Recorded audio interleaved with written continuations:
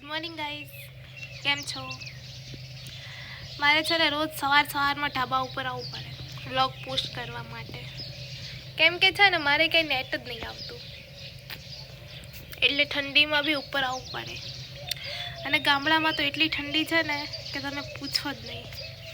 હમણાં છે ને ગામડે આવતા બી નહીં, બહુ ઠંડી છે. કેમ કે 2 દિવસ પહેલાં છે ને અહીંયા વરસાદ હતો, એટલે વધારે ઠંડી છે. તો આ છે અમારી દેશી બદામ, બહુ મીઠી હોય છે ખાવામાં.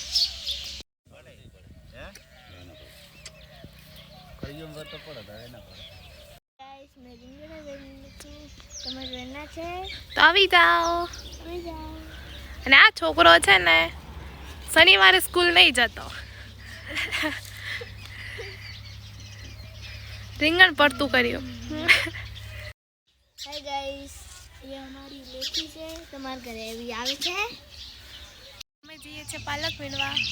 આજે પાલક બટેકાનું શાક કરવાનું છે, તો ચલો અમે નીકળી ગયા છીએ પાલક વીણવા માટે. મોટો થઈ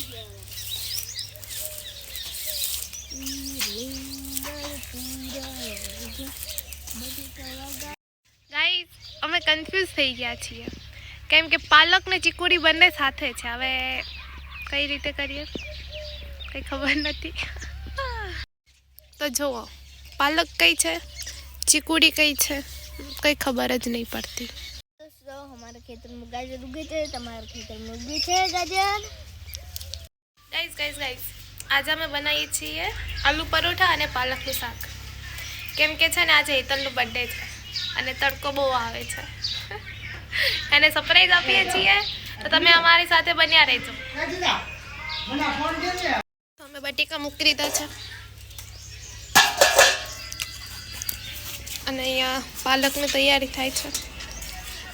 અમે નાહી ધોઈને તૈયાર થઈ ગયા છીએ અને અમે જઈએ છીએ મંદિર દર્શન કરવા. તો આ ગાડી પાછળ મારું નામ છે.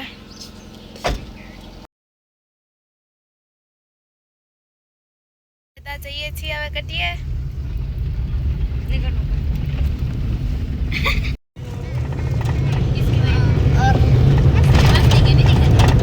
અમે પહોંચી ગયા છીએ. હાય ગાઈસ, તો ચલો તમે બી દર્શન કરી લો.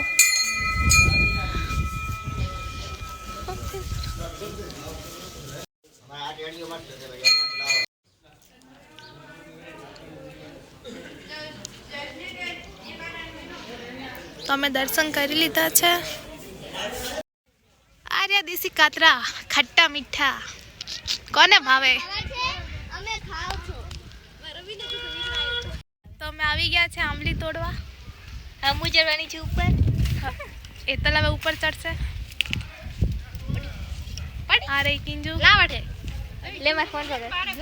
તો એતલ ઉપર ચડી ગઈ છે વાંદરાની જેમ. કિંજલ ધોકો લઈને આંબલી પાડે છે.